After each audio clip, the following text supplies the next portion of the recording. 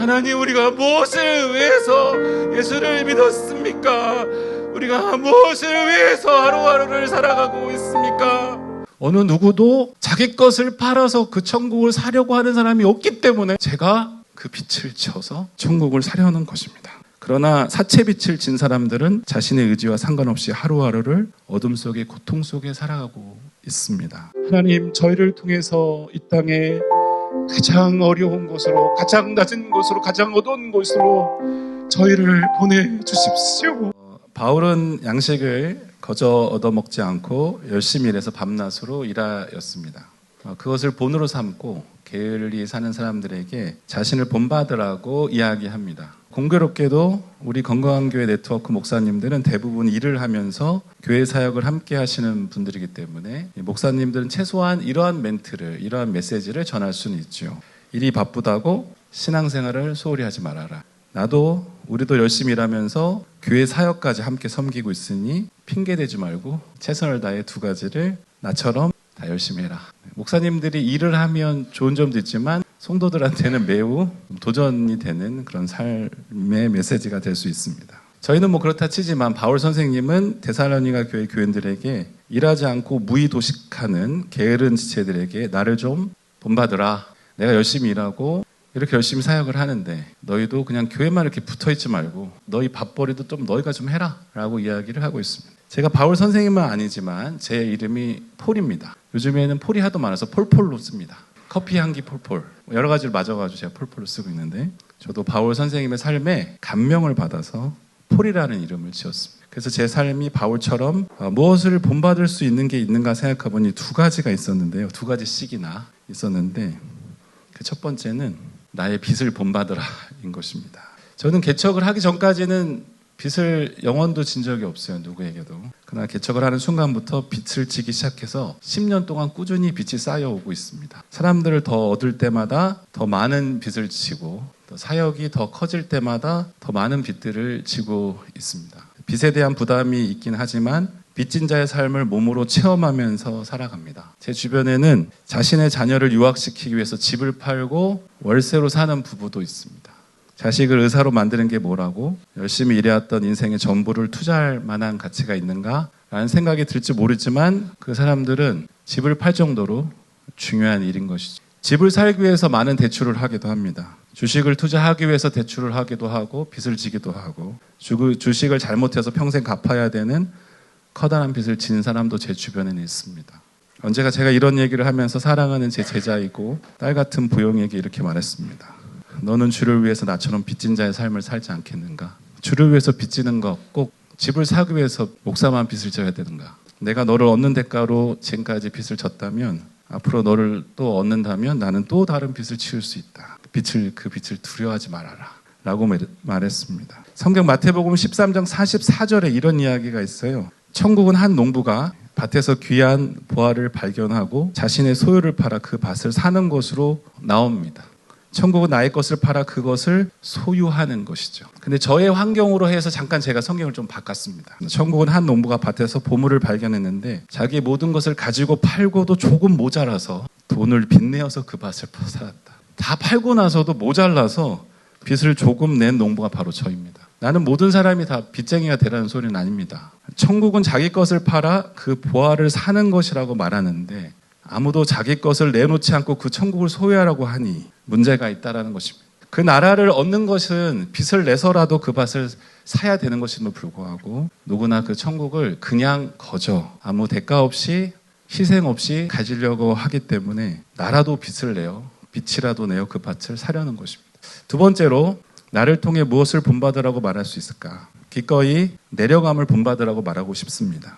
우리가 나이가 들고 성장한다는 것을 무엇을 의미하는가? 더 큰 포용성과 배려심을 가졌다는 것을 말하는 것이 아니겠는가? 나이가 들었다는 것은 더 큰 믿음과 소망을 가졌다는 것이 아니겠습니까? 저는 요엘서 2장 28절을 되게 좋아하는데 그 말씀을 여러분께 한번 보여드리겠습니다. 아저씨는 꿈을 꾸고 젊은이들은 환상을 볼 것이다. 이번에 장원에 제가 국군교도소, 우리나라에밖에 하나밖에 없는 국군교도소에 커피 직업 훈련을 가는데요. 제가 국군교도소를 들어가면서 제 개인적으로 관심이 있었던 것은 이 절망 속에서 살아가는 사람들, 특히 그 교도소를 평생 나올 수 없는 사람들을 만난다는 것이었어요. 그분들에게 커피에 대한 이야기를 나누면서 그 이상의 이야기, 나의 소망에 관한 이야기, 내가 살아가는 이야기를 들려줄 수 있다는 그런 기대감 때문에 저는 사실 굉장히 그 국군 교소를 들어가면서 많은 설렘을 가지고 들어가고 있습니다. 만남과 만남이 이어져서 사람들이 나를 통해 예수 이야기를 듣고 그들의 인생이 주님을 만나고 동역자와 친구가 되고 평생을 하나님 나라와 그의 의를 위해서 살아가는 동지를 얻는 것, 이것이야말로 제가 일을 하는, 사역하는 가장 큰 기쁨인 것입니다. 나는 예수만 믿고 교회를 다니는 것에 머무르는 것이 아니라 나를 통해 예수를 알고 신앙을 하게 되는 사람들이 모든 면에서, 모든 삶의 영역에서 하나님의 통치가 이루어지고 그분의 뜻이 하늘에서 이루어진 것 같이 땅에서도 이루어지는 것, 그것이 저의 꿈입니다. 이렇게 많은 교회를 짓고 높은 탑을 세우고 많은 크리스찬들을 교회에 나오게 하는 것이 나의 꿈이 아니라 한 사람이라도 온전히 그의 삶이 그리스도의 지배 아래 있는 것, 먹고 살아가는 것, 이야기하고 사업하는, 그가 거는 모든 걸음 속에서 하나님의 통치를 갖는 크리스찬들. 아마 이 땅에서는 그거를 다 얻을 수는 없을 것 같아요. 그렇지만 그러한 사람들, 그러한 만남을 꿈꾸고 살아가고 있습니다. 그런 변화가 있는 곳이라면 저는 더 낮은 곳으로 사실 가고 싶어요. 저의 남은 마지막 소망은 사채업자가 되는 것입니다. 이 땅에 가장 소망 없는 사람이 누굴까? 전쟁이나 천재지변 같은 것을 빼고 나면 교도소의 재소자들보다 제일 소망이 없는 사람은 대체 누굴까? 국가나 교회나 가족이나 친척이나 친구의 어느 누구의 도움도 받을 수 없고 손을 내밀 만한 용기도 없으며 몰래 사채를 빌리고 날마다 죽음 속에서 소망 없이 살아가는 사람들이 아닐까. 내가 갚아야 할 이 빚은, 제가 지고 있는 이 빚은 내가 자원해서, 내가 원해서 얻은 것입니다. 누가 그렇게 하라고 등 떠밀지 않았지만 저는 이 빚을 지고 가고 있습니다. 때로는 굉장히 부담스럽게 하지만 즐겁고 행복합니다. 빛이 커질 때마다, 그리스도에 대한 빛이 커질 때마다 천국에 대한 소망이 커집니다. 세상에 여러분 천국을 소망하는 사람 있나요? 이 땅에? 저는 요즘에 천국에 뭐가 있을까라고 청년들과 이야기하는 게 저의 즐거운 낙이 되었습니다. 천국에는 이런 것이 있었으면 좋겠어. 나는 할 수만 있다면 기꺼이 이 빛을 더 져서 보물이 있는 그 밭을 더 살 것입니다. 어느 누구도 자기 것을 팔아서 그 천국을 사려고 하는 사람이 없기 때문에 제가 그 빛을 져서 천국을 사려는 것입니다. 그러나 사채빛을 진 사람들은 자신의 의지와 상관없이 하루하루를 어둠 속에, 고통 속에 살아가고 있습니다. 나는 이러한 사람들에게 예수의 사랑을, 그 온기를 전해주고 싶습니다. 저는 그곳으로 갈 것입니다. 나는 이것을 본받으라고 말하고 싶습니다. 더 낮은 곳으로 주님의 복음을 들고 찾아가라. 교회여, 더 낮은 곳으로 주님과 함께 동행하라. 예수님은 한없이 죄 많고 가치 없는 인간들을 위해서, 그분은 하나님과 동등된 존재이시지만 동등됨을 취하지 않으시고 자기를 비워 종의 형태로 인간이 되셔서 십자가에 죽으시고 순종하셨는데, 왜 교회는 더 높아지려고 하고 더 가지려고 하고 더 행복하려고 하는가? 교회는 왜 인생을 즐기려 하는가? 그리스도가 우리를 위해서, 세상을 위해서 그리하신 것처럼 우리가 더 낮아져서 진짜 복음이 필요한 곳에 빛과 소금이 될 수 있다면 저는 우리의 교회의 미래를 걱정할 필요가 없다고 생각합니다. 청소년의 복음화율이 낮고 교회가 적고 전도가 되지 않고 세상의 모든 어려움들과 빈부격차가 심해지고 세상이 혼란해진다고 하더라도 그러한 마음으로 교회가 세상으로 갈 수가 있다면, 우리가 빛과 소금으로 세상 가운데 존재할 수 있다면 저는 지금보다도 훨씬 더 희망이 있는, 훨씬 더 꿈이 있는, 지금보다 훨씬 더 비전이 있는 세상이 우리를 통해서 만들어질 거라고 저는 믿습니다. 그러기 위해서 난 여러분에게 도전하고 싶습니다. 저와 함께 빚진 자의 삶을 사십시오. 저와 함께 빚진 자의 삶을 살아봅시다.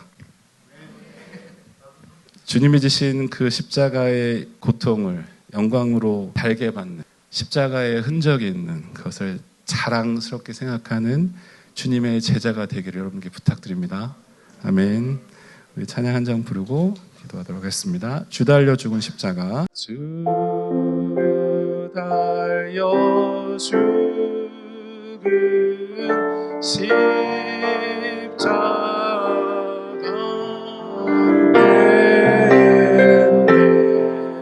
예수 십자가 앞에서 우리의 벌거벗은 몸을 발견하고 주님을 위해서 아무것도 바라지 않고 살겠다고 작정한 때가 있었는데, 하나님, 저희는 너무 많은 거추장스러운 옷들을 입고 주님을 따르려 하고 있습니다. 우리의 손가락에는 귀한 반지와 여러 가지 때가 끼어서 참으로 순수하게 주님을 사랑하지 못하는 저희들의 모습을 보게 됩니다.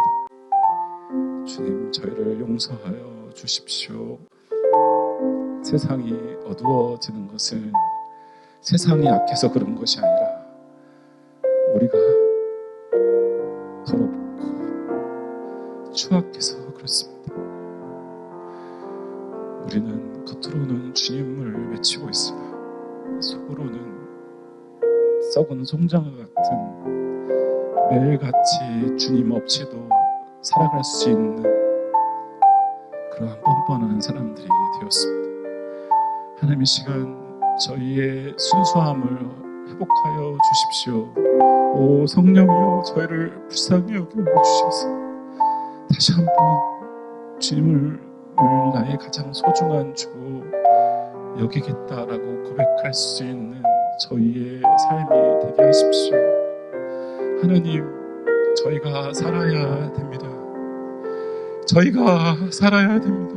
어느 누구도 그리스도의 십자가를 지고 그 십자가를 자랑하고 살아가는 사람이 없기에 하나님, 저희를 통해서 이 땅에 가장 어려운 곳으로, 가장 낮은 곳으로, 가장 어두운 곳으로 저희를 보내주십시오.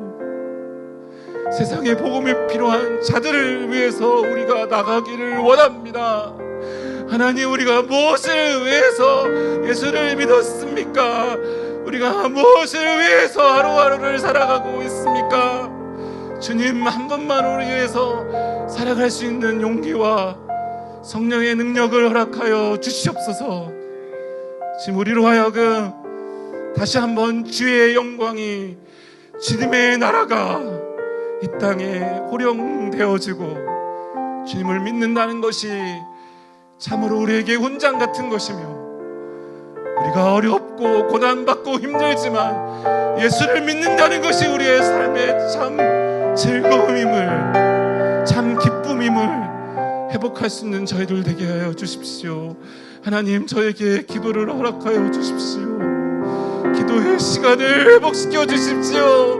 하나님, 우리에게 진정으로 우리의 마음과 생각과 우리의 정신을 사로잡는 모든 것에 의해서 우리가 방황하고 허우적거리는 것이 아니라 우리의 삶은 우리가 통치할 수 있사오니, 주님, 우리가 하나님 앞에 결단하며 선한 것과 거룩한 것을 취할 수 있는 용기와 능력을 허락하여 주시옵소서. 하나님, 크리스찬이 무엇입니까? 우리가 다릅니까? 우리가 세상 사람과 무엇이 다를 수 있겠습니까? 하나님이 우리 안에 계시기 때문에 다른 것 아니겠습니까? 우리 안에 거하셔 주십시오. 날마다 성전에 머물러 주님을 고백할 수 있는 저희들 되게 하여 주셔서, 한국 교회가 어렵고 미래가 없다라고 많은 사람들이 절망을 이야기하지만 주님 안에서 다시 한번 무릎 꿇고 나아가는 희망의 사도들이 되게 하여 주시옵소서. 주님을 기대합니다. 감사하며 예수님의 이름으로 기도드렸습니다.